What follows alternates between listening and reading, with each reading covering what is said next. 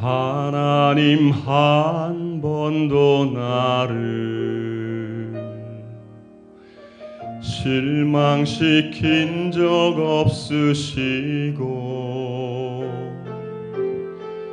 언제나 공평과 은혜로 나를 지키셨네.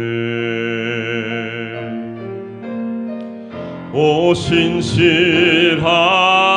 주, 오 신실하신 주,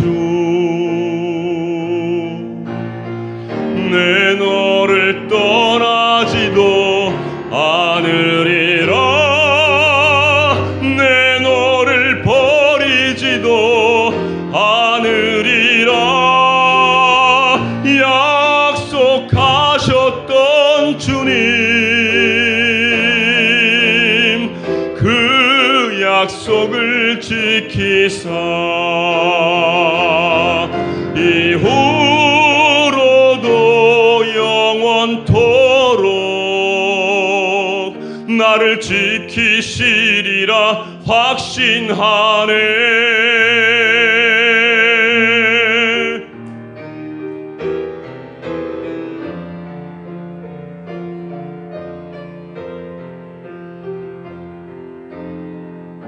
지나온 모든 세월들 돌아보아도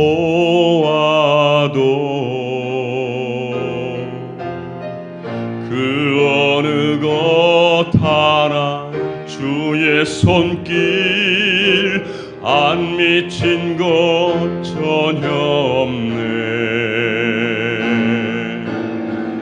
오 신실하신 주, 오 신실하신 주,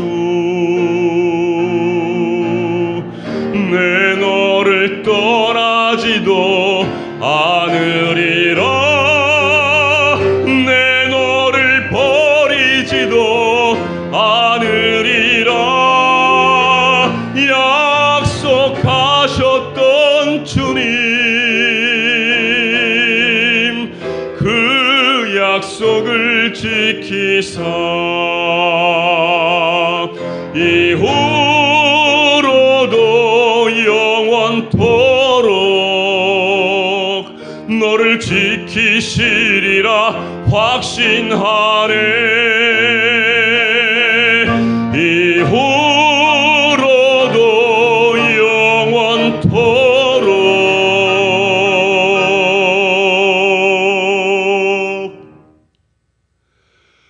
우릴 지키시리라 확신하네.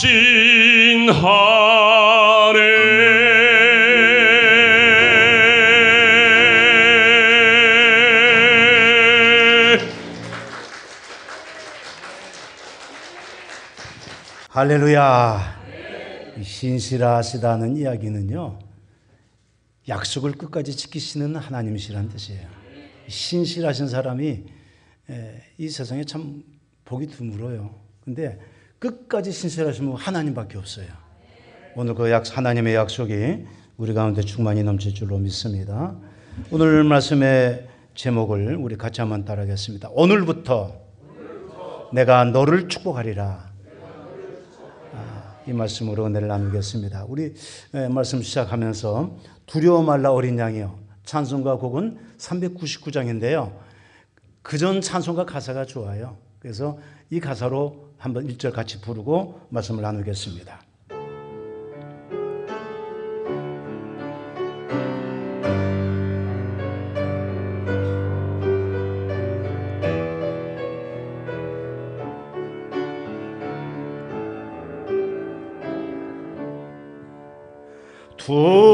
두려워 말라 어린 양이여, 땅과 하늘의 권세 잡으니 놀 찾아내어 안도하시리니 죽음에서 생명에 이르니 오직 믿음 두 손 들고 믿음 오직 믿음 능치 못하 묻겠네 오직 믿음 오직 믿음 오직 믿음 능치 못하 묻겠네 오직 믿음. 할렐루야.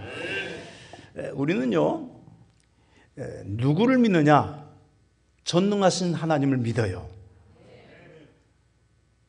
못하시는 것이 없으신, 능치 못함이 없으신 올마이티 하나님을 믿는다는 이야기예요.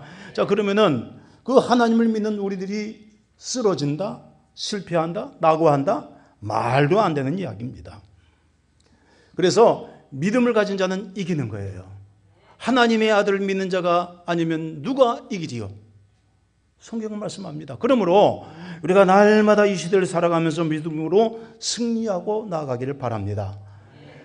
세계 제1차 대전 이후로 유행하게 된 학자들의 이야기가 있습니다. 불확실성의 시대다.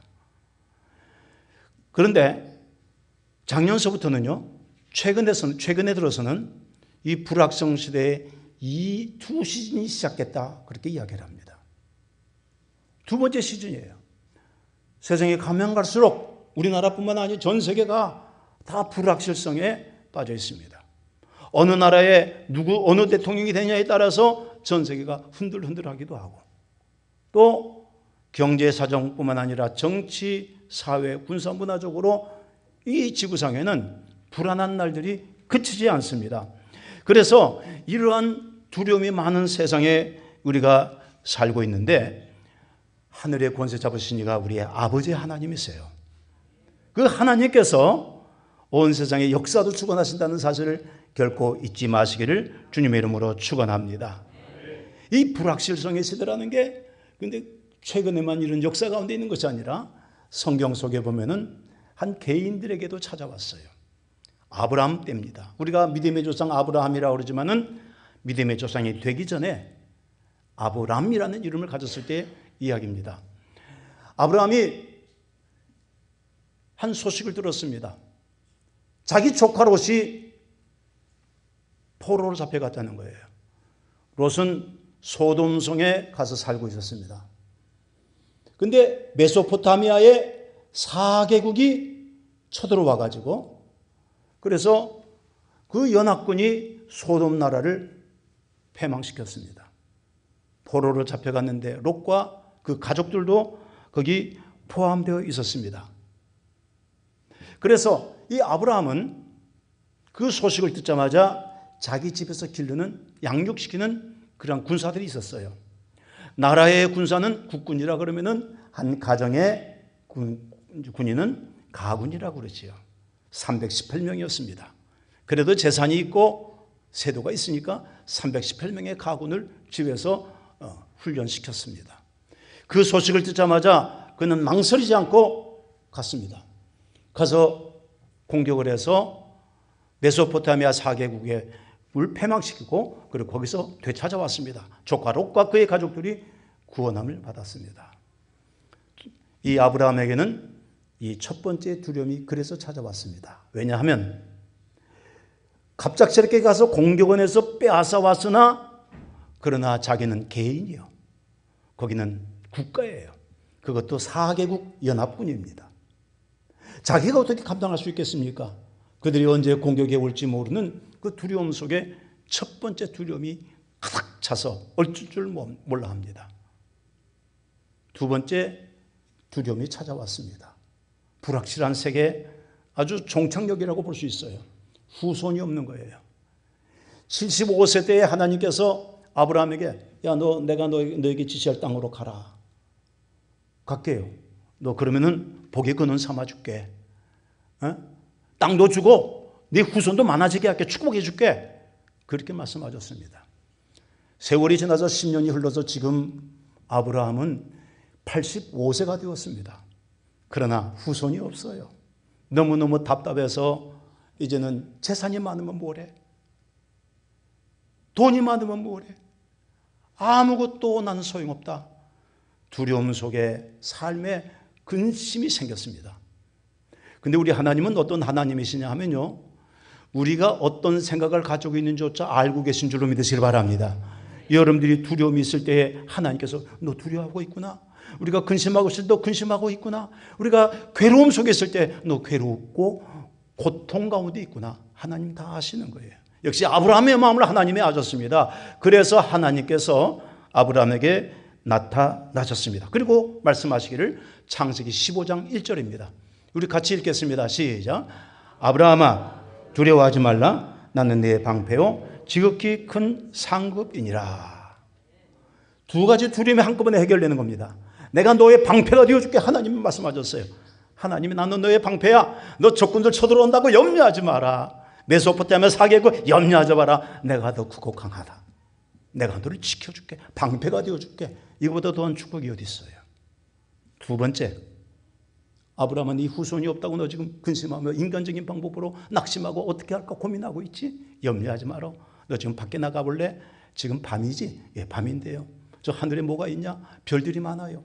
반짝반짝하지? 예. 그 반짝반짝하는 별들이 몇 개나 있냐? 셀 수 있냐? 아유, 그걸 어떻게 세요? 못 세요? 못 세겠어요? 그래. 네 후손을 저 밤하늘에 빛나는 별들처럼 셀 수 없게 많아지게 하여 주리라. 분명히 현상을 바라보면서 그 자연을 바라보면서 하나님께서 확실한 축복을 허락하여 주신 것입니다. 이 아브라함에게 두 가지 두려움, 두 가지 근심 다 싹 사라진 줄로 믿으시면 두 손 들고 아멘. 그러면 이 일이 아브라함에게만 일어나느냐? 아니, 오늘 나와 여러분들에게도 하나님 말씀하시는 거예요. 아브라함의 하나님이 바로 나의 하나님이시거든요. 자, 그러면 어떤 분이 이렇게 질문할 것입니다. 아브라함은 과거에 하나님께서 택하신 구약의 사람인데 우리는 이방인이었는데요. 아니요. 갈라디아서 3장 14절을 한번 읽어보겠습니다. 시작. 그리스도 예수 안에서 아브라함의 복이 이방인에게 미치게 하시고. 여기서도 사도 바울이 아내라는 이야기를 썼죠. 그리스도 안에서. 우리가요 이방인이에요. 이방인이지만은 그리스도 예수로 말미암아서 우리가 믿음의 자손, 하나님의 백성이 된 줄로 믿습니다. 그러기 때문에 아브라함이 누렸던 복을 우리가 또한 누릴 수가 있습니다. 그래서 아브라함의 하나님이 나의 하나님이 되고 우리의 하나님이 되고 아브라함을 축복하신 같이 나와 여러분들을 축복하여 주시는 것입니다. 오늘 이 본문 말씀에서 오늘부터는 내가 너희에게 복을 주리라.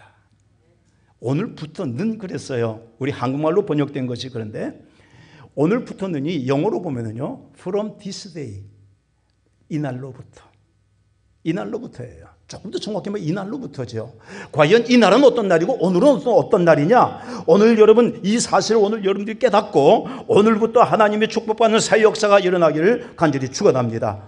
한번 따라하겠습니다. 오늘부터 하나님이 자기 가슴 치면서 나에게 축복하신다.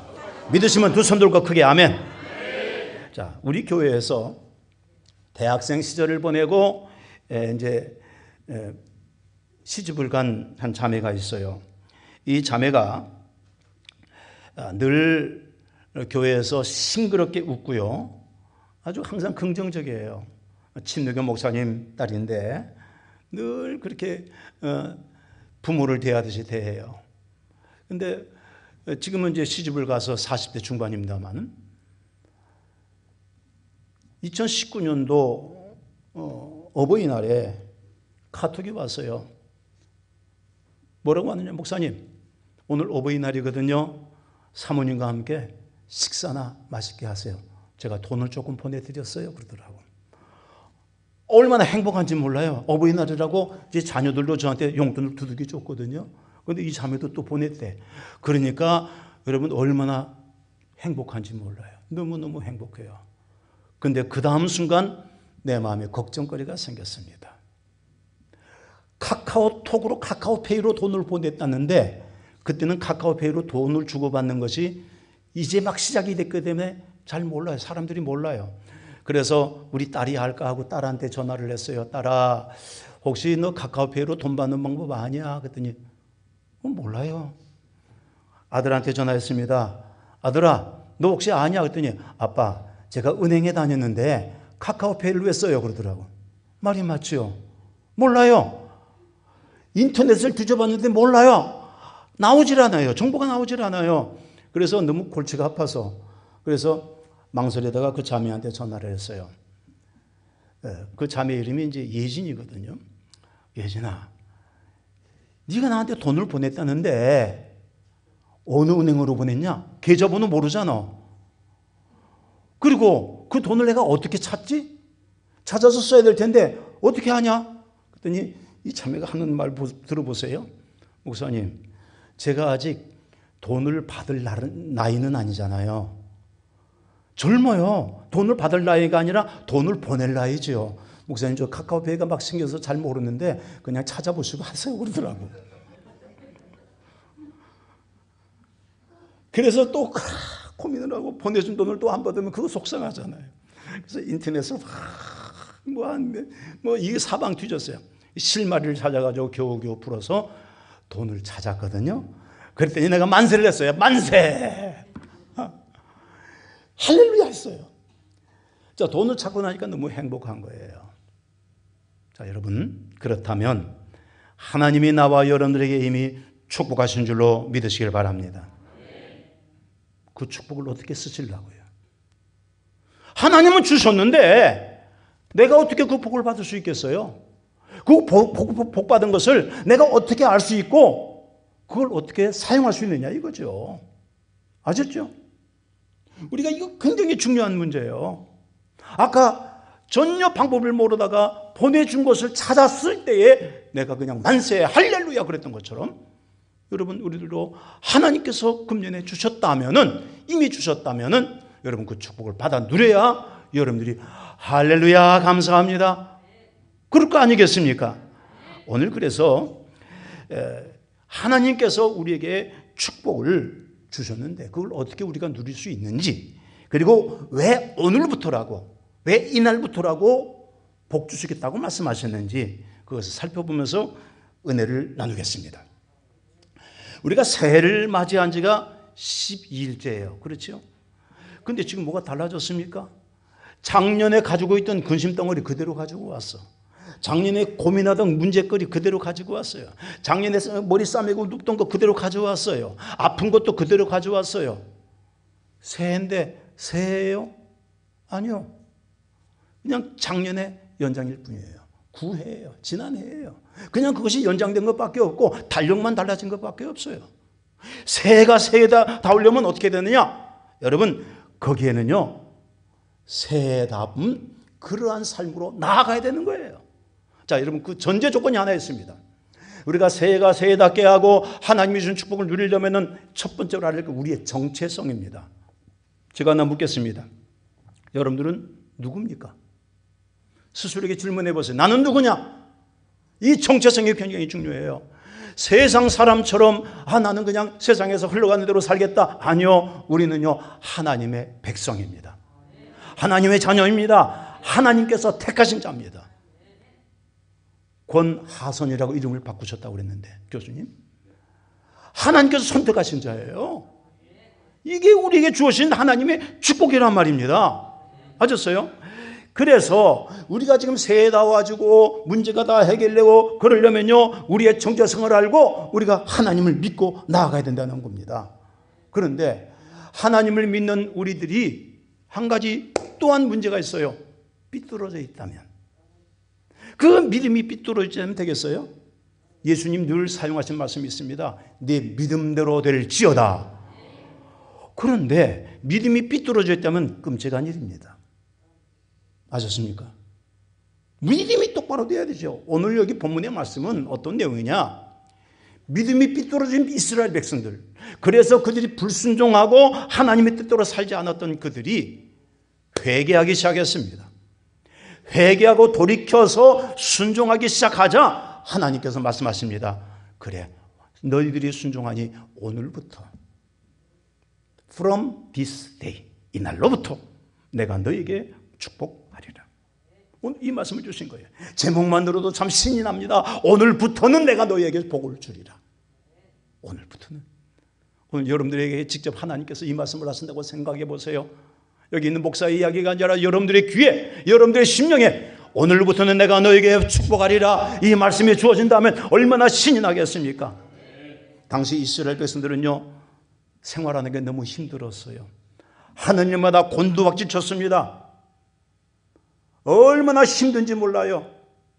그 직접적인 이유는 좀 이따 설명을 하겠습니다만은 우리들도 앞에 깜깜할 정도의 문제를 만날 때가 있잖아요. 하는 일이 안 돼요. 무엇을 해야 될지도 몰라요. 어떻게 풀어갈지도 몰라요. 어디서부터 자본을 끌어오고 어떻게 어떤 지혜로 어떤 방법으로 나가야 될지 우리는 전혀 알지 못하는 그러한 일들이 있다는 이야기예요. 그런데요, 어느 한 사람 문제가 아니라 이 이스라엘 백성들은 민족적인 문제고 국가적인 문제였어요.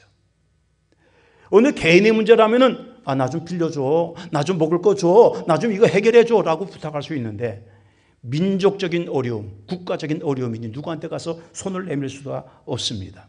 왜? 먹을 양식이 없어서 굶어 죽어야 할 판입니다. 얼마나 힘들었는지 그들이 먹지 말아야 될 것을 먹었습니다. 내년 농사를 위해서 놔둬야 될 종자 씨앗까지 먹어버린 거예요. 그래서 오늘 여기 말씀에도 말씀하신 거예요. 하나님께서 너희들에게 뭐가 남아있는 게 있느냐, 창고와 곡간에 있느냐는 이야기예요. 없다는 이야기죠. 여러분, 곡식은 먹어도 되지만 종자 씨앗은 먹으면 안 돼요. 미천이잖아요. 근데 종자 씨앗까지 다 먹어버렸습니다. 이렇게 한탄스러운 일이 있겠느냐는 이야기입니다. 창고는 텅 비었어요. 게다가 포도나무에 포도 열매가 맺히지 않습니다. 무화과 나무에 무화과가 열리지를 않아요. 석류나무에 석류가 없고 감람나무에 감람 열매가 없습니다. 살아갈 방법이 없어요. 이제는 굶어 죽어야 되겠다. 그런 판에 하나님께서 아까 아브라함에게 나타나신 것처럼 등장하셨습니다. 하나님은 다 알고 계셨던 거지요. 그리고서 하신 말씀이 뭐냐? 하나님이 직접 축복하신다. 이 말씀을 주신 거예요. 오늘 이 말씀을 잘 기억하세요. 하나님이 직접 복을 주신다 하셨습니다. 오늘부터는 내가 너희에게 복을 주리라. 하나님이 복 주신다고 하셨지 엉뚱한 데 가서 비나이다 비나이다 그렇게 하라고 말씀하지 않으셨습니다. 요즘 기독교인들 심심풀이로 점을 친다고 그래요. 여러분, 점 치지 마세요. 하나님 싫어하십니다. 운수 대통한 날이다, 보겠다, 여러분 안 돼요. 여러분들의 인생은 행운이 아니고 운수가 아니라 하나님이 책임지는 자인 줄로 믿으시면 두 손 들고 아멘. 귀신이 복 주는 게 아니에요. 여러분 따라 한번 하겠습니다. 사탄아, 귀신 조물애기들아, 예수님 이름으로 명하노니 내게서 물러갈지어다. 우리는요 오직 하나님께 복을 받을 자예요. 어떠한 믿음의 자세로 살아야 될까요? 첫 번째로 과거를 청산하고 올바른 믿음으로 출발해야 됩니다.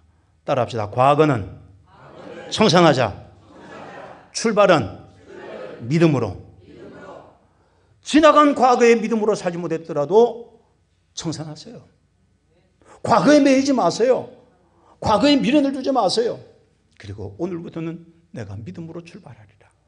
어떤 믿음으로? 올바른 믿음으로. 누가 복 주신다고 하셨습니까? 하나님께서 언제부터? 오늘부터 this day. 누구에게? 너희에게. 너희가 누굽니까? 회개하고 돌아서서 이제 순종하기로 작정한 너희들. 오늘 우리가 과거를 청산하고 하나님 앞에 이제부터 올바로 살겠습니다. 올바른 믿음으로 출발하겠습니다. 바로 그 순간서부터 하나님께서 우리에게 축복의 장을 열어주실 줄로 믿습니다. 우리가 찬송가 1장 예배 시간에 잘 부르기도 합니다. 만복의 근원 하나님, 온 백성 찬송 드리고. 만복의 근원이 누구라고요? 하나님이라고요. 입술로는 만복의 근원 하나님을 찬양하면서 우리는 잊어버려요. 교회 바깥만 나가면 세상을 찾아가고 우리의 믿음이 엉망진창 과거에 다시 늪에 빠져버리더라는 이야기입니다. 만복의 근원이 하나님이시기 때문에 하나님만을 바라보고 살아야 복을 받는 거예요.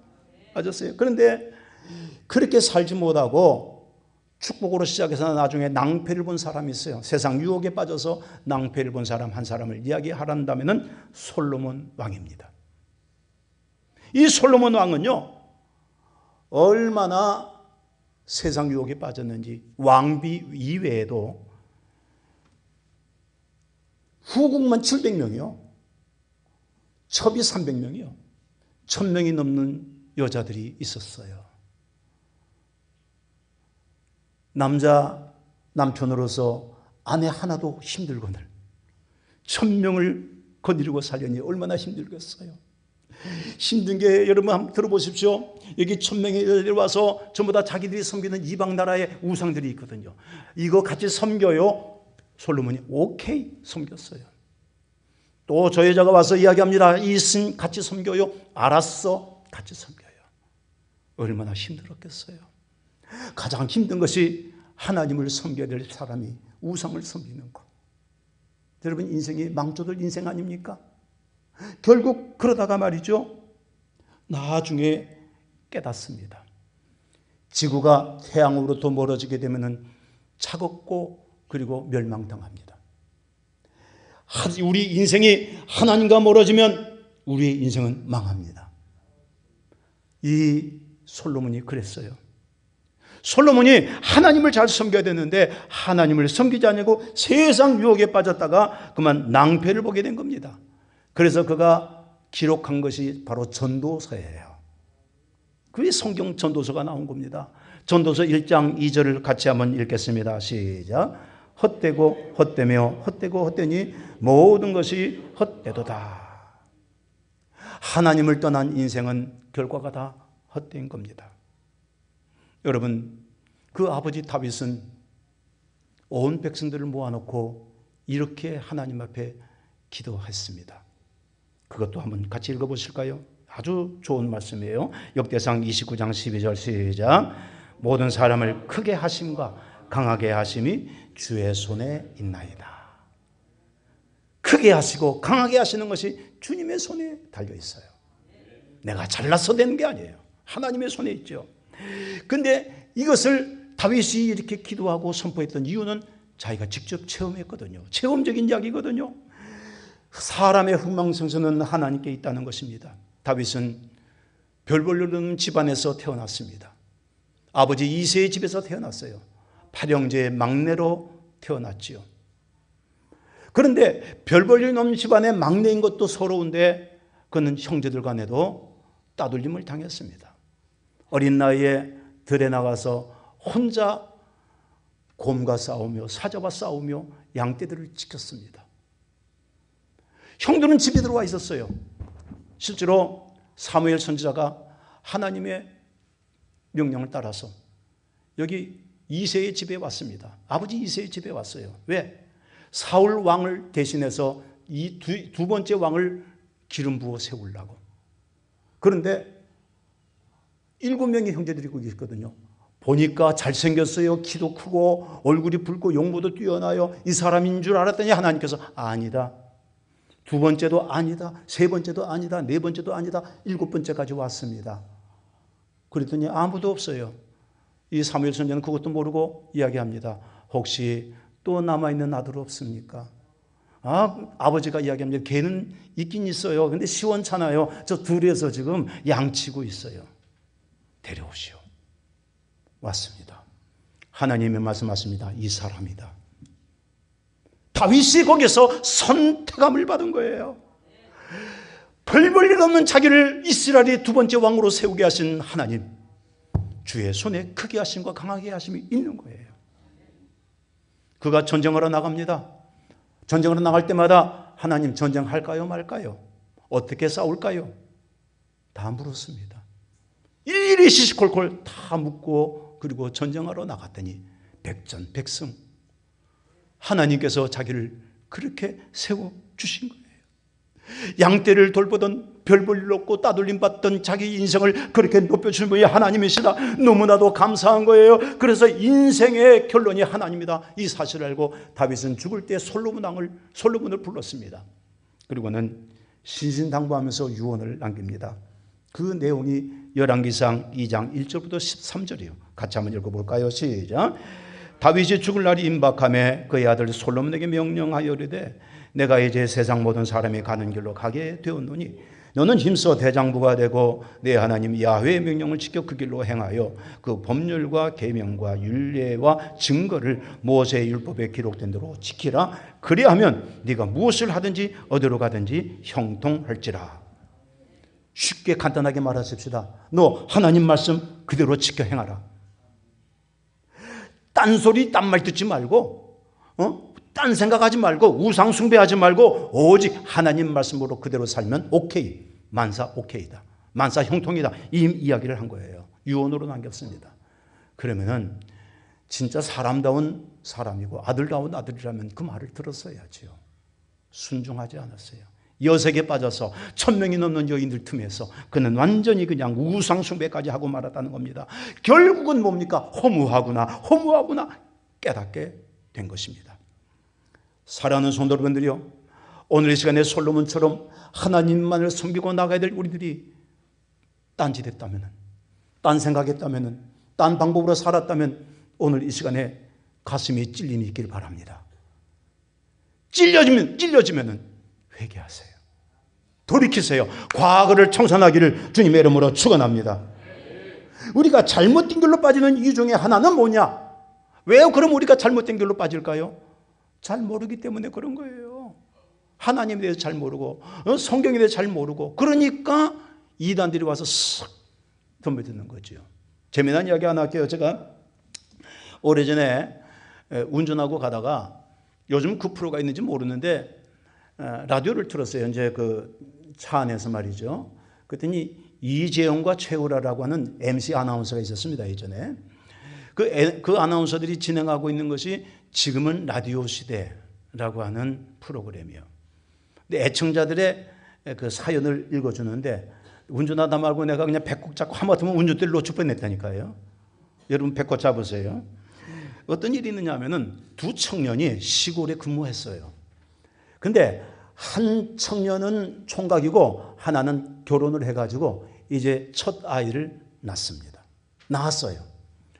그랬더니 총각 친구가 전화를 해서 야, 네 와이프 애 낳았잖아. 내가 뭘 사다 줄까? 그랬어요. 그랬더니 이 남편이 뭐라고 그랬느냐 하면은 압축기 좀 사와 그랬어요.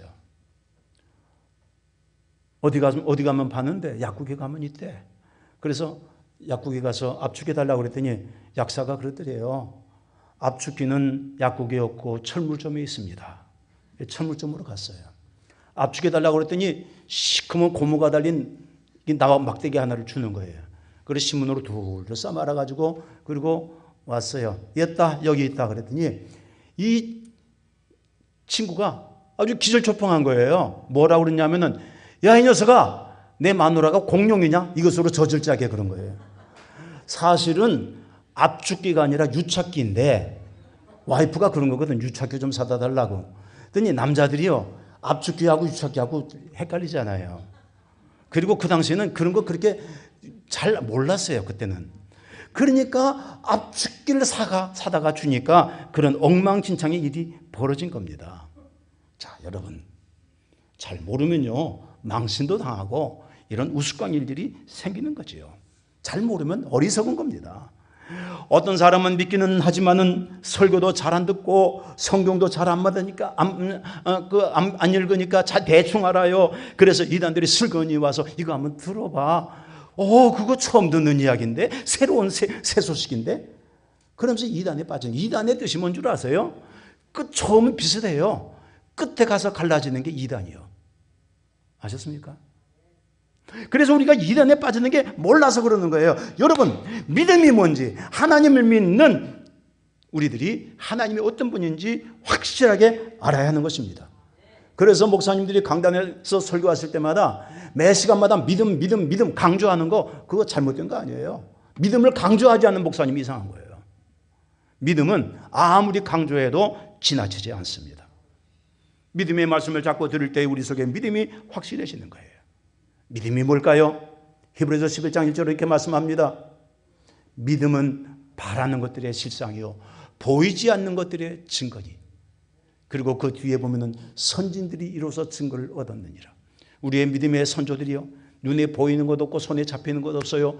그러나 바라는 것들이 그대로 이루어진 거예요. 무엇으로 바라볼 때에? 믿음의 눈으로 바라볼 때에. 오늘 우리들은요 하나님을 믿음으로 바라보고 세상을 하나님께서 역사하셔서 바꿔놓을 수 있다는 그러한 믿음으로 바라보는 그런 눈이 있기를 간절히 축원합니다. 쉽게 말하면 이건 영적인 눈이요. 여러분 우리는요 하나님이 이루어준다는 확실한 믿음을 가지고 있어야 돼요. 여러분들 손에 가진 것도 없지요. 눈에 보이는 것도 없지요. 아무것도 없을 거예요. 그러나 여러분 금년 한 해 동안에 하나님께서 주실 축복이 훨씬 더 많다는 것을, 안 보이기 때문에 주시는 복이 더 많아질 것을 여러분 믿으시길 바랍니다. 아셨습니까? 눈에 보이는 건 사람이 죽으면 되지요. 그러나 안 보이지만은 내가 지금 도저히 상상조차 못하지만은 하나님께서 주시는 거예요. 아셨습니까? 어떤 사람들은 말이죠 그걸 가지고 믿지를 못해요. 그 신은경 집사라고 과거에 KBS 앵커를 하시던 아나운서가 있어요. 이분이 간증을 하면서 이렇게 말했습니다. 우리가 믿음이라고 하면은, 믿음을 말하면 세상 사람들은 뻥이라고 그러는데, 그리고 사실 맞아요. 우리가 믿음으로 이야기하면요 어떻게 그 사람들이 믿어요? 그들은 모르잖아요. 모르니까 그 약간 뻥치지 마 그런단 말이죠. 여러분 기억하세요. 우리 하나님은 뻥쟁이가 아니에요.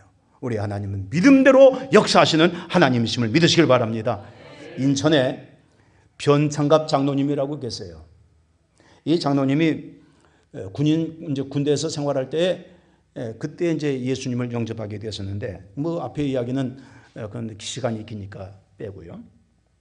인천에서 대리점을 운영하던 중에 서부 지역에 물류 창고를 짓는다, 물류센터를 짓는다는 프로젝트를 그 대기업 본사로부터 들었어요. 그리고는 거기에 응모를 했지요. 응모를 해서 통과됐습니다. 그래서 회사에 지원을 받아서 김포에 있는 땅 4,000평을 샀습니다. 4억을 대출받은 거예요. 그래가지고 샀는데 그만 문제가 생겼습니다. 그 산 땅이, 그 땅을 샀을 때가 1987년도예요. 근데 그때의 외국 회사에서, 합작하겠다고 하던 외국 회사에서 취소했습니다. 합작권이 없어진 거예요. 물류센터 건립도 무산된 거죠. 그러면은 이 땅을 본사에다 반납하면 되는데 욕심이 생겼어요. 땅을 보니까 괜찮지요. 4,000평 땅, 그거 괜찮아요. 그런데 문제는요, 그 땅이 그린벨트예요. 그럼에도 불구하고 그 땅을 욕심이 생겨가지고 3억을 더 사채를 얻어가지고 땅을 사고 말았어요. 그러고 나니까 힘들죠. 땅도 개선되지 않고 빚만 자꾸 쌓이는 거예요. 이자가 자꾸 늘어나는 거예요. 그렇게 이제 자금 압박이 시작됐는데 이 양반이 하나님 앞에 매달려서 기도해야 될 텐데 그러지 않고 막연하게 기다렸습니다. 땅이 팔리겠지. 이자는 자꾸 늘어나는데도 땅이 팔리겠지. 이런 생각을 한 거지요. 그래서 그로부터 10년이 딱 지난 1997년도에 그 빚이 얼마가 되었느냐? 15억 6,900만 원이 된 거예요. 한 달 이자가 엄청나게 많이 늘어났습니다. 한 달에 2천만 원이나 이자가 나간 거예요. 감당할 수가 없어요. 그때서야 하나님께 매달리기 시작했습니다. 그 1997년도는 언제죠? IMF가 터졌을 때예요. 너무나도 내 힘으로는 감당할 수 없다 생각이 들어서 그제서야 기도원에 올라갔네요. 그리고는 하나님께 매달려 간구하기 시작했습니다. 2주일 동안 하나님께 작정하며 금식하며 기도했는데 그 사이에 또 더 큰 문제가 생겼네. 사채업자들이 그 땅을 경매에 넘긴 거예요. 절반도 안 되는 금액에 경매 금액이 딱 붙여졌네. 이 안타까운 현장에서 이 장로님은 어떻게 될지를 몰랐어요. 하나님 앞에 눈물로 간구하고 매달렸겠지요. 그런데 놀라운 일이 일어났습니다. 그 사채업자 중에 세 번째 순위였던 장로님 한 분이 계셨는데, 그 장로님이 내가 그 땅을 인수하겠어, 그 땅값을 지불하겠어. 그래서 경매가 멈춰진 거예요. 이자가 나가질 않았어요. 그래서 이 장로님이 그 돈을 조금씩 모아서 3년 후에 시작한 사업이 뭐냐 하면은 흑표 흑침대 사업입니다. 흑표 흑침대. 그래서 지금 경기 인천 지역에서 백화점 4곳에 그리고 대리점 총 6개의 매장을 운영하고 있어요. 이 편찬가 장로님. 하나님 앞에 매달려 기도해야 될 사람이 저절로 해결되기를 기다렸다. 이건 잘못된 믿음이죠. 혹시 여러분들도 이런 잘못된 믿음을 가지고 있습니까? 하나님께 매달려 기도해야 되는데 그러지 못하고 우리가 저절로 이루어지기를 나태하여 있기만 했다면 이 시간에 그 잘못된 믿음을 돌이켜 회개하기를 주님의 이름으로 축원합니다. 잘못된 믿음으로 살아왔던 과거가 있다면 속히 청산해야 돼요. 그리고 어제나 오늘이나 영원토록 동행하신 하나님, 이 하나님께서 오늘 여러분들을 축복하실 때 그 축복을 받고 승리하시기를 간절히 축원합니다. 온전히 믿을 때에 하나님의 역사가 일어나고 기적과 축복이 우리에게 오는 겁니다. 할 수 있거든요. 무슨 말이냐? 믿는 자에게는 능히 하지 못할 일이 없느니라. 내가 할 수 있어가 아니라 믿는 자에게는 하나님께서 능력을 주시는 거지요. 네 믿음대로 될지어다. 믿으시면 두 손 들고 크게 아멘. 우리나라가 말이죠, 과거에 세계에서 가장 못 사는 나라 중에 하나였습니다. 6.25 전쟁만 일어날 때만 해도 세계에서 첫 번째, 뒤에서 두 번째, 세 번째 정도로 갈 정도로 아주 가난한 극심한 나라였습니다. 그런데 지금 어떻습니까? 세계가 우러러보는 열강 중에 열강이 된 줄로 믿습니다. 저는 이것을 이렇게 해석합니다. 목사라서 그런 것만은 아닐 거예요. 이 땅에는 선교사들이 순교하여 흘린 피가 많습니다. 성도들이 복음을 받아들이고 힘들고 가난한 속에서도 하나님 앞에 예물을 바치고 성전을 건축하고 간절하게 새벽마다 철야하면서 또 기도했기 때문에 하나님께서 이 땅을 축복하신 줄로 믿습니다. 이게 감추어진 우리 믿음의 사람들이 아는 비밀 중에 비밀이에요. 그런데 세상 사람들은 이것을 부정합니다. 많은 사람들이 부정해요. 우리 하나님은 참 좋으신 하나님이신데 이것을 몰라요. 우리 하나님은 참 풍성하시고 항상 풍성하시고 항상 그것을 우리에게 주시는 거예요. 과거 어렸을 때 말이죠, 꽁보리밥만 먹던 시절이 있었습니다. 보릿고개 시절이죠. 그때는 쌀 한 톨이 귀했어요. 부자들만 먹었고 몇몇 귀한 사람들만 먹었어요. 그래서 쌀을 사러 나갈 때는요, 요즘처럼 부대쌀을 찾지 못하고 말이라는 거 둥그렇게 생긴 거 아시죠? 말로. 그건 돈 좀 있으면, 좀 못하면 돛박으로. 아주 가난한 사람들은 손바닥만한 호흡을 가지고 가서 그래서 거기다가 쌀을 사와서 먹었습니다. 쌀을 파는 찰쌀 장수들이 어떻게 했는 줄 아십니까? 나무 막대 둥근 걸 가지고 위를 싹둑 밀어버려요. 위에 올라온 거 하나도 남기지 않고 줘요. 인색한 장사꾼. 그 사람에게는 급한 상황 아니면 안 갑니다. 또 다른 사람은 밀긴 밀어도 끝에 가서 조금이라도 남겨놓습니다. 그러면 아유, 이 아저씨 참 좋네, 또 찾아갑니다. 우리 하나님은 어떻습니까? 아끼지 않으세요. 인색하지 않으세요. 여러분들에게 주시고 또 주시고 항상 주시의 줄로 믿으시면 아멘 하시길 바랍니다. 후히 주시는 분이에요. 후히 주시는 분. 야고보서 1장 5절 말씀 우리 같이 한번 읽습니다. 너희 중에 누구든지 지혜가 부족하거든 모든 사람에게 후히 주시고 꾸짖지 아니하시는 하나님께 구하라. 그리하면 주시리라. 지혜가 부족해도 하나님 지혜를 주세요. 하나님 나에게 지혜롭게 해주세요. 그 하나님 주신다. 그런데 어떻게 소개하고 있어요? 후히 주시고 꾸짖지 아니하시는 하나님이시다. 우리가 어리석어서 그냥 막 이렇게 구해도 야, 너 기도 그렇게 옥망고를 하지 마. 사람들이 그래도 아니요. 하나님 앞에 기도하는 건 하나님이 들으시는 거예요. 지혜 주십니다. 부족한 것을 주십니다. 고린도후서 9장 8절 말씀 우리 한번 크게 읽습니다. 시작.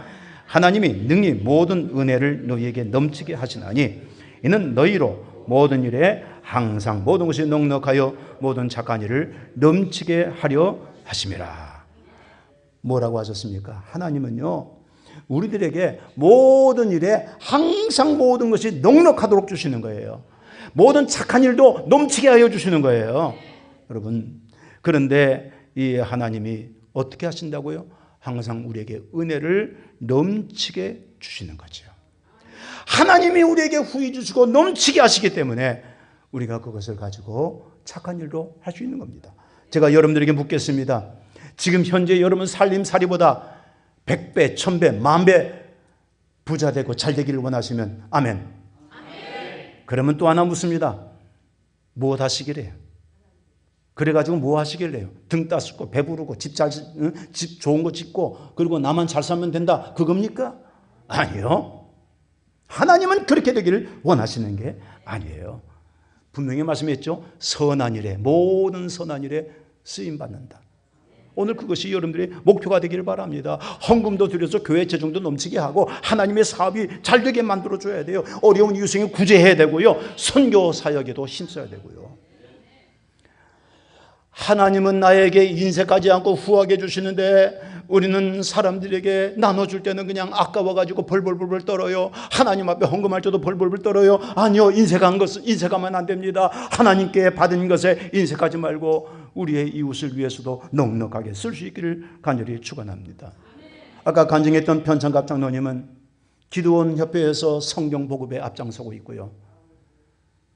개척한 교회들, 거기를 미자리 교회들을 돕고 있습니다. 예수님께서도 말씀하셨습니다. 너희들의 모든 인생이 이렇게 살면 된다는 이야기예요. 누가복음 6장 38절. 우리 같이 한번 크게 읽습니다. 시작.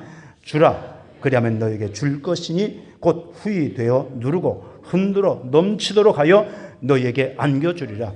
너희가 헤아리는 그 헤아림으로 너희도 헤아림을 도로 받을 것이니라. 이 말씀을 가지고 조영기 목사님께서 늘 하시던 것이 있는데 제가 흉내를 낼게요. 우리 같이 한번 손을 내미세요. 앞에 여러분 그릇이 있습니다. 큰 그릇이 있습니다. 자, 후히 되어서, 지금 되는 겁니다. 이제 그림을 그리세요. 후히 되어서, 그 다음에 어떻게 해야 돼요?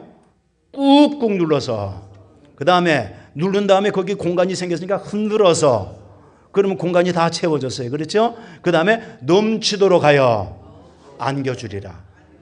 할렐루야. 다시 한번 시작. 후히 되어서 누르고 꾹꾹 눌러서 흔들어 넘치도록 하여 안겨주리라. 믿습니까? 어떤 자에게 주라. 주라 그리하면 그랬어요. 인색하는 사람에게 아니다 이거죠. 인색하면 안 된다는 거예요. 여러분 인색하지 않기를. 그래서 예수님 말씀하시기를 뭐라고 그랬어요? 그 헤아림으로 너희도 헤아림을 도로 받을 것이니라. 우리가 인색함이 그대로 다가와요. 그러나 우리가 후하게 하나님께도 영광, 세상 사람들에게 주의 이름으로 선교하고 또 주의 이름으로 구제하고 주의 이름의 영광을 누릴 때, 야, 예수 믿는 사람 다르네. 하나님 믿는 사람 다르네. 하나님 영광 받으시고 더 넘치도록 채워 주실 줄로 믿습니다. 우리가 지난 과거, 바로 어제까지도 좋아요. 우리가 죄 짓고 잘못한 게 있어도 많아도 오늘 회개하고 돌이켜 결단하여 나가면은 하나님은 풍성한 축복을 금년새에 여러분들에게 반드시 주실 줄로 믿습니다. 두 번째로 오늘 이 말씀을 통해 우리가 알아야 될 게 뭐냐면 예배를 뜨겁게 회복해야 됩니다. 따라합시다. 예배를 뜨겁게 회복하라. 예배를 드리긴 드리죠. 근데 뜨거워야 되는 거예요. 소아시아에 7교회, 초대교회 7교회가 있습니다. 근데 그 7교회 중에 가장 부자 교회가 있었어요. 라오디게아 교회입니다. 이 라오디게아라는 도시는요, 도시 자체가 부자예요. 왜냐하면 거기 대학이 하나 있었는데 그 대학에서 안과약을 개발을 했습니다. 피디지안이라고. 그래서 그 안과약을 파는데 여기저기서 전 세계적으로 나갔어요. 부자가 됐죠. 또 여기가 유럽과 아시아를 연결하는 통로예요. 그러니까 무역이 발달하고 교통이 발달했습니다. 금융업도 발달했어요. 그러다 보니까 돈이 쌓이고 쌓여서 주체할 수 없었어요. 그래서 이 라오디게아에서는요, 쓸데없는 짓을 하나 했습니다. 우리가 오늘날 마트에 가서 생수를 사 먹듯이 물을 사 먹은 거예요. 히에라폴리스라고, 요즘 파묵갈레라 그러면 여러분들이 잘 아시죠? 터키 여행을 할 때. 거기 히에라폴리스는 온천수가 유명합니다. 11km 떨어져 있어요. 거기서 뜨거운 온천수를 사오는 거예요. 골로새서 여러분들이 아시죠? 골로새라는 도시는 생수가 유명했습니다. 거기서 생수를 사왔습니다. 18km 떨어졌습니다. 11km 떨어진 온천수를 끌어오고 18km 떨어진 생수를 사왔는데 그 당시에 교통이 발달했나요? 요즘처럼 차가 있고 자동차가 있고 기차가 있고 그랬습니까? 아니요, 없었어요. 가져오는 사이에 뜨거운 온천수도 미지근, 차가운 생수도 미지근한 회색지대가 된 겁니다. 그래서 이 성도들의 신앙조차도 그렇게 미지근해지니까 예수님께서 이 교회를 향해서 이렇게 책망하신 거예요. 여러분, 요한계시록 3장 15절 16절 예수님의 책망을 한번 읽어보십시다. 시작. 내가 네 행위를 아노니 내가 차지도 아니하고 뜨겁지도 아니하도다. 내가 차든지 뜨겁든지 하기를 원하노라. 내가 이같이 미지근하여 뜨겁지도 아니하고 차지도 아니하니 내 입에서 너를 토하여 버리리라. 그러므로 내가 열심을 내라 회개하라. 여기 성경 말씀 오늘 이번에 번역된 거는 조금 얌전하게 됐는데 지난번 성경에는 뭐라 하냐? 내가 너를 토하여 내치리라고 그랬어요. 내치리라. 그냥 버리는 정도가 아니라 내친다. 여러분들 아시죠? 의미가 좀 더 강하죠. 여러분 그렇게 번역이 되어 있었어요. 사랑하는 성도 여러분, 오늘 이 시간에 여러분들이 이 말씀을 들으면서 혹시 내 믿음이 미지근하다고 생각하는 분이 있습니까? 있을 거예요. 우리 좀 뜨겁게 가십시다. 뜨겁게 가서 하나님의 복을 받자고요. 말씀으로만 듣지 말고 말씀을 아멘하고 받아들이고 내 삶에 실천을 해보잔 말이죠. 성령 충만하게 찬송하고 기도하고 또 시간이 되면은 항상 미리 오고. 여의도 순복음교회 자꾸 이야기해서 미안한데요, 여의도 순복음교회 과거 지금도 그래요. 과거에는요 성도들이 매우 터질 때 30분 전 1시간 전에 와가지고 가방을 휙 집어넣고 거기 자리를 잡았어요. 내 가족들로 와야 돼, 내 딸들로 와야 돼, 그러면서 자리를 잡았단 말이죠. 그렇게 해서 신앙생활을 했어요. 여러분 오늘 우리들은요 예배 시간은 하나님의 시간이야. 하나님께 드리는 충성스러운 시간이 되기를, 하나님께 드리는 뜨거운 시간이 되기를, 하나님께 드리는 기도의 시간이 되기를, 하나님께 드리는 우리의 삶의 중심이 되는 시간이 되기를 주님의 이름으로 축원합니다. 아셨습니까? 예배가 뜨겁게 되어야 돼. 자, 그러면은 오늘 여기 본문으로 말씀으로 돌아가서 왜 이스라엘 사람들이 농사를 지어도 안 되고 하는 일마다 안 되었을까요? 그 이유를 말씀드리겠습니다. 하나님께서 이스라엘 백성들을 하나님의 선민으로 택하셨습니다. 택하신 백성 선민이죠. 자, 하나님이 왜 이스라엘 백성들을 택하셨다고 생각하십니까? 모델이 되라는 거예요. 모범이 되라. 어떤 모델? 하나님께 잘 믿어서 하나님의 복을 받은 모델. 그런 모델이 되라는 거죠. 축복의 모델이 되라. 이것이었습니다. 그런데 이 남한국 유다가요 계속해서 우상 숭배했어요. 불순종했어요. 그래가지고 그들이 망해가지고 바벨론의 포로가 된 거거든요. 그렇게 포로가 되었습니다. 자, 포로가 될 때 멸망당했을 때 예루살렘 성은 불탔습니다. 그리고 성전은 무너졌습니다. 파괴됐습니다. 그리고 70년 동안 포로 생활했는데 우리나라도 가슴에 저 일본 사람들에게 36년 동안 나라를 빼앗겼던 그 아픔, 우리는 70년의 절반밖에 안 되지만은 그래도 우리는 상처가 후손들에게까지 계속해서 이어져 와요. 이스라엘 백성들 70년 동안 포로 생활하면서 얼마나 힘들었겠습니까? 그 70년 다 돼갈 때 그들은 깨닫게 됩니다. 우리가 하나님께 잘못했구나. 하나님께 회개합니다. 하나님, 우리가 잘못했으니 용서하여 주시옵소서. 회복되게 도와주시옵소서. 포로 생활에서 벗어나게 해주시고 우리 나라를 회복시켜 주시옵소서. 하나님께서 응답하셨을까요? 안 하셨을까요? 응답하셨어요? 안 하셨어요? 안 하셨으면 내가 말씀 안 드린다니까. 하나님이 응답하신 거예요. 그 간절한 기도에 응답하신 거예요. 그래서 이 바벨론 나라가 페르시아에게 멸망당했거든요. 그걸 성경은 바사 나라라고 그래요. 페르시아에게 멸망당했으니까 바사 나라가 지금 그 정권을 쥐고 있는데 바사의 고레스 왕이 칙령을 선포합니다. 유대 백성들은 고국으로 돌아가서 성전을 재건하라. 확실하게 성전 재건을 찍어 주었습니다. 이스라엘 백성들이 돌아왔습니다. 70년 만에 돌아오고 나니까 얼마나 좋아요. 포로되어서 해방되고 나라를 이제 되찾게 됐으니 얼마나 기쁜 일이겠습니까? 그래서 그들이 그 다음에 바로 성전 재건 공사를 시작했습니다. 그런데 난관이 생겼어요. 그리고 핑계거리가 생겼습니다. 난관은 뭐냐 하면은 원래 포로로 잡혀갈 때 잡혀가지 않았던 사마리아 사람들과 이방인들, 그들이 방해하기 시작했어요. 두 번째, 또 무슨 문제가 있느냐? 그들이 포로 생활하다 돌아와 보니까 생활하기가 힘들거든. 아이고, 우리 생활하기 힘들어요. 그래서 못 짓겠어요. 세 번째 이유, 그 전에 무너졌던 성전, 그 솔로몬 성전은 화려했는데 지금 이 성전은 이제는 우리가 짓고자 하는 것은 너무 초라하네요. 그래서 못 짓겠어요. 아니, 핑계도 가진 핑계를 다 대는 거예요. 그래가지고 그들이 성전 건축을 중단했습니다. 그런데요, 한 가지 괘씸한 게 뭐냐면은 돈이 없어서 못 짓겠다고 자기들 집은 호화주택을 지었어요. 하나님께서 어떻게 하셨을까요? 기뻐하셨을까요? 아니죠. 자, 이스라엘 백성들이 그때부터 내려앉기 시작합니다. 하는 일마다 곤두박질, 농사도 안 돼요. 깐부기와 해충들이 생겨나고 우박이 내리고 비는 그치고 땅이 쩍쩍 갈라지기 시작했습니다. 모든 나무들이 열매를 맺지 못하는 그게 지금까지의 상황입니다. 그런데 그들이 이제는 하나님 앞에 회개하니까 하나님께서 용서하시려고 하는 거죠. 그들이 자기마치 성전 재건을 중단한 게 15년에서 16년입니다. 15년 동안에 그들이 중단하면서 호화주택을 지었던 그들의 삶, 하나님은 깨우쳐 주십니다.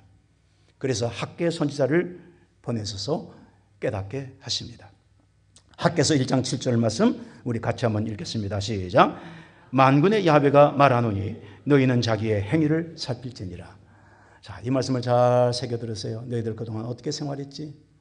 포로 생활에서 너희들을 돌아오게 한 것은 나야. 그리고 너희들을 여태까지 지켜주고 인도해 준 건 바로 나야. 그런데 너희들은 성전 건축을 하라는 그 명령으로 여기 돌아오면서도 성전 건축을 외면한 채 너희들 집만 번드르르하게 잘 지었지. 너희들 생활만 자꾸 중심으로 두고 살려고 그랬지. 그래서 어려움이 생긴 거야. 학개 선지자가 전하는 말씀입니다. 그래서 잘못된 거야. 오늘부터라도 우리 돌이키자. 저 산에 가서 나무를 찍어다가 성전을 짓자. 백성들이 거기다 아멘, 우리가 잘못했나도 회개하면서 나무를 찍어서 시작을 했습니다. 자, 성전은 뭡니까? 하나님께 예배드리는 장소예요. 이 자리를 그냥 단순한 장소라고 그냥 건물이라고 생각지 마세요. 여기는 눈에 안 보이는 하나님이 거하시는 곳입니다.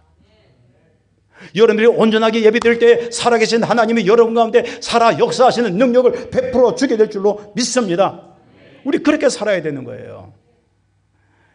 성전 재건을 안 했다는 이야기는 성전이 예배가 무너졌다는 이야기입니다.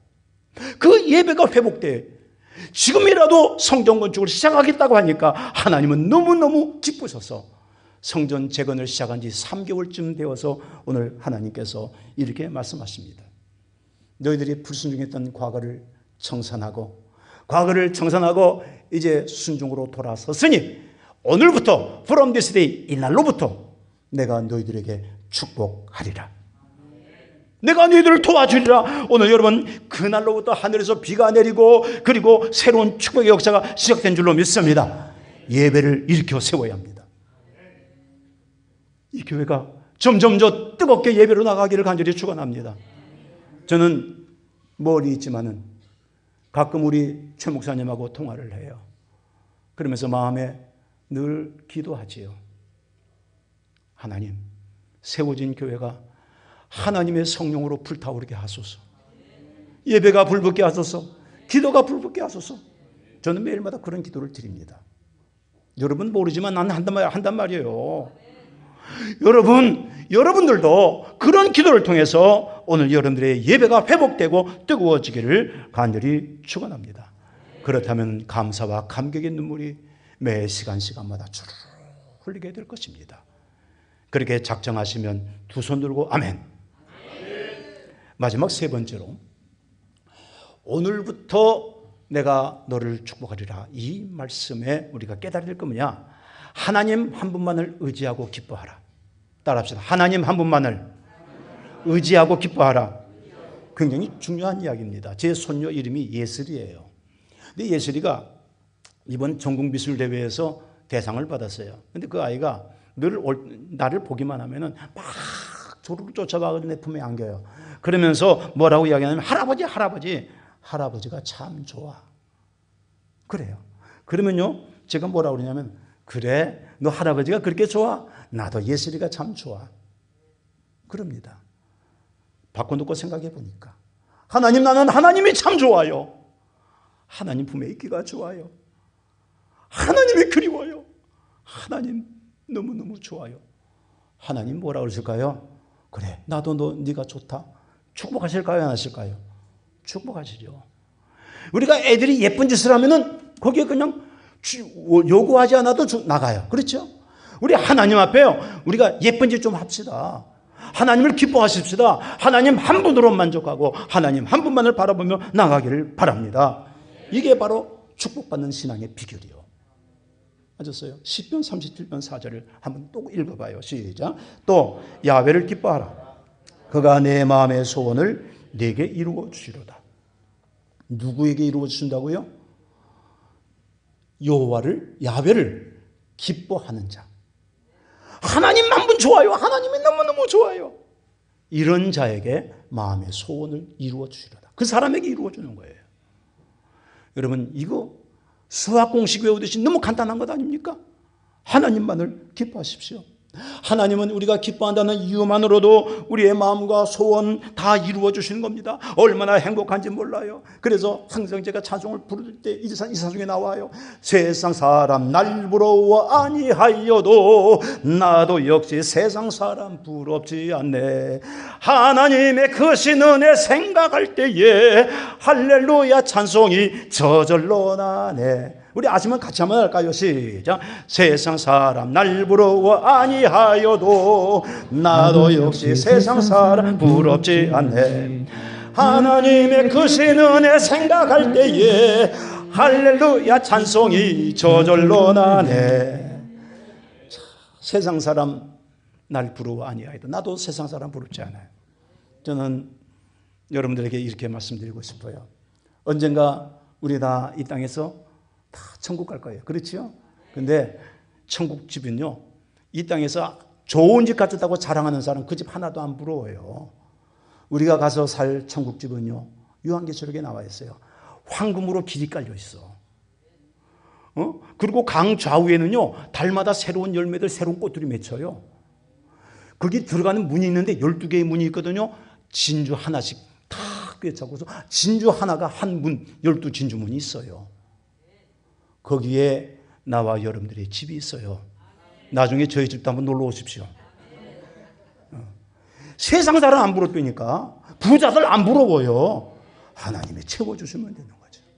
하나님 한 분만을 기뻐할 때 하나님이 우리를 축복하시고 도와주시는 겁니다.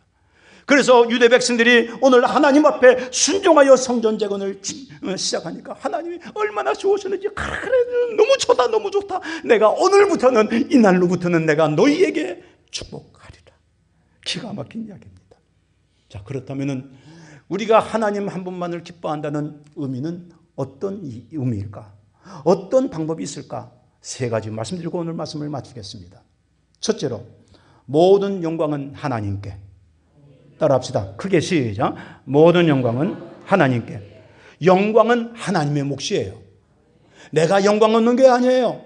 하나님께 영광 돌려야 돼. 가로채면 안 돼요. 새치기 하면 안 되고 도둑질해도 안 돼요. 그건 도둑질하는 거예요. 어떤 분은요, 뭔가 좋은 일이 생기면은, 이건 내가 했어, 나 대단하지, 자랑합니다. 으시대고 자기를 과시합니다. 아니요. 교만한 마음은 하나님께서 꺾어버리시는 거예요. 그래서 베드로전서 5장 5절 6절 한번 읽어봅시다. 시작. 하나님은 교만한 자를 대적하시되 겸손한 자들에게는 은혜를 주시느니라. 그러므로 하나님의 능하신 손 아래에서 겸손하라. 때가 되면 너희를 높이시리라. 할렐루야. 때가 되면 높여주신대요. 여러분 기다리세요. 기다리면 돼요. 자꾸 스스로 높아지려고 그러면 꺾어지고 망신만 당해요. 여러분 우리가 하나님 존중히 여기세요. 하나님을 존중히 여기고 하나님께만 모든 영광 돌릴 때 그때 하나님이 기뻐하시는 거죠. 성경 한 군데 더 봅니다. 사무엘상 2장 30절 시작. 나를 존중히 여기는 자를 내가 존중히 여기고 나를 멸시하는 자를 내가 경멸하리라. 저는요 하나님 한 분만을 위해서 늘 존중합니다. 지나가다가도 누가 하나님 욕하면요 가서 그냥 대들고 싶어요. 세상법이 어떨지 몰라서 그렇지 여러분 한 대 뺨도 때리고 싶다니까. 여러분 그럴 정도의 마음, 여러분 하나님을 경외하는 마음, 하나님을 좋아하는 마음, 하나님을 존중하는 마음이 여러분들에게 있기를 간절히 축원합니다. 무슨 일을 하든지 하나님께 영광 돌리고 하나님이 하셨군요. 하나님이 도와주셨군요. 하나님 정말 멋쟁이 하나님이에요. 얼마나 좋아하시겠습니까? 두 번째로 잘 들으세요. 내 입에서 나가는 말 조심하기를 바랍니다. 따라서 내 입에서 말 조심하자. 아셨습니까? 하나님은요 제일 싫어하는 것 중에 하나가 원망과 불평이에요. 원망과 불평을 싫어하십니다. 그런데 이스라엘 백성들이 애굽 땅에서 430년 만에 탈출했잖아요. 그게 출애굽이잖아요. 출애굽에서 나왔으면 하나님 감사합니다. 430년 동안의 노예 생활에서 건져주셔서 감사합니다. 이렇게 될 텐데 그들이 말끝마다 때마다 일마다 원망과 불평을 쏟아내기 시작했습니다. 10번이나 그렇게 하니까 하나님께서 드디어 말씀하십니다. 민수기 14장 28절 이거 같이 읽어보고 여러분들의 꼭 삶에 꼭 이 말씀을 기억하고 계시길 바랍니다. 한번 같이 읽습니다. 시작. 내 삶을 두고 맹세하노라. 너희의 말이 내 귀에 들린 대로 내가 너희에게 행하리니. 우리가 하는 말 그 한마디 한마디를 하나님이 다 듣고 계신 거예요. 원망 불평하면 그거 다 하나님 듣고 계신 거예요. 여러분 사소한 말도 다 듣고 계신 거예요. 혼자 중얼중얼. 아니요. 혼자 중얼중얼하지만 하나님은 듣고 계신 거예요. 우리 입에서 나가는 말을 조심하시기를 바랍니다. 아셨습니까? 그래서 항상 긍정적이고 창조적이고 생산적인 언어 생활을 해야 되는 거예요. 거친 말을 내뱉어도 안 됩니다. 우리가 항상 온순한 말, 온유한 말을 내뱉어야 돼요. 누가복음 6장 45절 이것도 한번 읽을까요? 성경 많이 읽네요 오늘. 시작. 선한 사람은 마음에 쌓은 선에서 선을 내고 악한 자는 그 쌓은 악에서 악을 내나니 이는 마음에 가득한 것을 입으로 말함이니라. 마음에 더러운 것이 가득한 사람은 더러운 말을 내뱉는 거예요. 거친 것을 가지고 있는 사람은 거친 말이 나오는 거예요. 여러분 우리 예수 믿는 사람들이요 언어 생활로부터 인격이 나오는 거예요. 하나님께서 주시는 성품이 나오는 거예요. 왜 여러분들이 자꾸 입술로 부정적인 말을 합니까? 왜 남을 비난하고 욕하고 그리고 깎아내립니까? 아니요. 우리 입술로 선한 말을 할 때 그 선한 것은 내게로 돌아올 줄로 믿습니다. 그래서 보통 하는 이야기인데 우리가 한번 이렇게 한번 해봅시다. 삿대질 할 때 이렇게 하잖아요. 한번 따라해봐요. 나를 향하지 말고 좀 비껴서 이야기를 하세요. 자, 이게 상대방을 향하는 것은 누구 손가락이 몇 개예요? 하나. 위로 향한 것은 하나님을 향한 것도 이거는 세 개는 누구예요? 나한테. 비난하지 말라니까. 사람들마다 약점이 없는 사람 어디 있어요? 잘못한 게 없는 사람 어디 있어요? 그러나 하나님께서 우리 준 성품을 가지고 온유한 마음으로 대할 때 하나님은 우리를 축복하시고 우리가 하는 긍정적인 말, 감사의 말, 생산적이고 긍정적이고 창조적인 말 속에서 하나님 우리의 삶을 그렇게 축복하실 줄로 분명히 믿습니다. 마지막 세 번째입니다. 진짜 마지막이네.